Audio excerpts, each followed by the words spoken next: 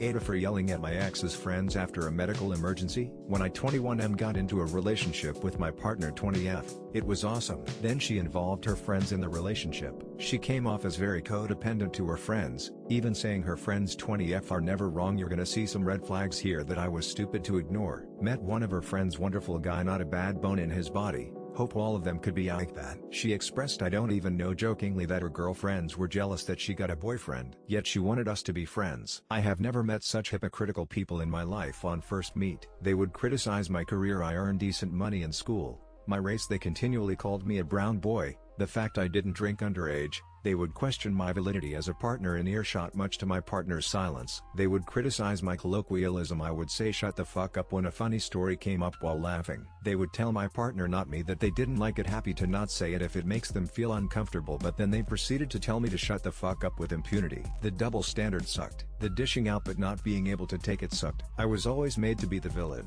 When I brought these up to my partner, oh, you feel that way because they have siblings, and you're an only child. They showed up to my apartment unannounced when I was on a date with my partner. I live on the 3rd story. After the date was over, they would make plans to go out and say this is a friends only thing. I held my tongue for a lot of disrespect. The people were openly known in their friend group to be third wheels in the relationship. They used to call me a bitch and a groomer because I had friends who were 2 years younger than me. I used to call the main instigator a horseface after she made fun of my forehead and looks. But then it was too far. They could say whatever to me, but the moment I come back I'm in the wrong. They would openly ask my partner did he even get girls before you, to which my partner felt she had to defend her choice in me. They would cause fights to the point where I'm crying and hoping I'm no more. I would dream they would make fun of me so much I would get up and walk out. I actually did this once but chalked it up to having to take a phone call. They would criticize my race but then ask me to set them up with someone from my race. They would make fun of my career, yet ask me to get them a job. I tried to play nice with these people. On my own birthday,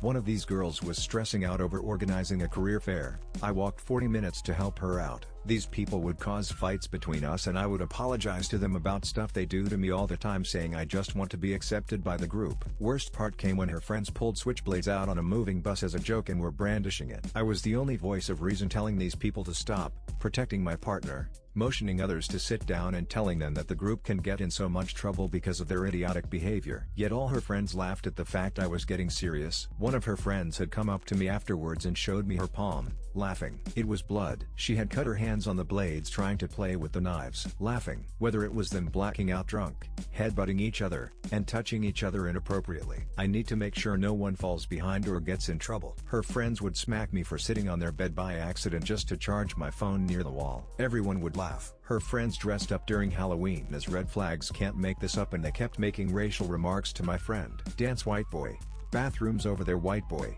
etc. He took it as a joke the first few times but then started to feel uncomfortable. He told me way too late that this is what he experienced. One day I had enough of their immaturity, their laughter at my pain, their double standards, and their unresolved hatred. I asked them to treat me with some respect. My partner stood silent as they continued to make insulting and demeaning faces at me and avoid the issue. I had a freeze response. Then my hypervigilance took a toll on me one day in the form of an extreme panic attack, first one ever, where I cried and clutched my chest on a train. They started indifferently. I sat crying with the doctor hugging me, while they called an Uber to go to a bar. They called the paramedics. They were heroes. I had enough, went up and yelled some disgusting things at the main instigator, who was making disgusting and validating faces at me while I was approaching her for accountability. Called her a horse-faced bitch. Told her, why should I die on the train? You go kill yourself. My partner threatened to break up with me if her friends had told her to, and told me I wasn't fit to meet her dad. The next day, her friends guilt-tripped her. You made a choice to go home with him instead of come with us to the bar.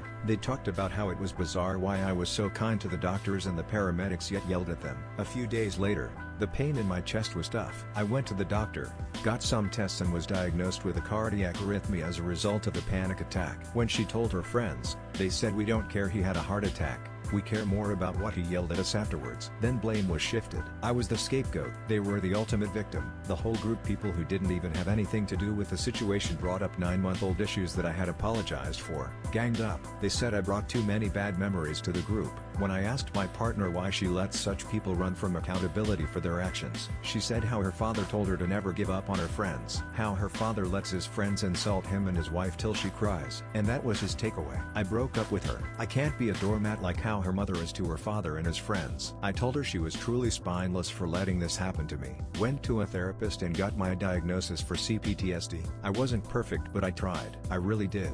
Lesson learned. AITAH for yelling. Did I deserve this or have this coming?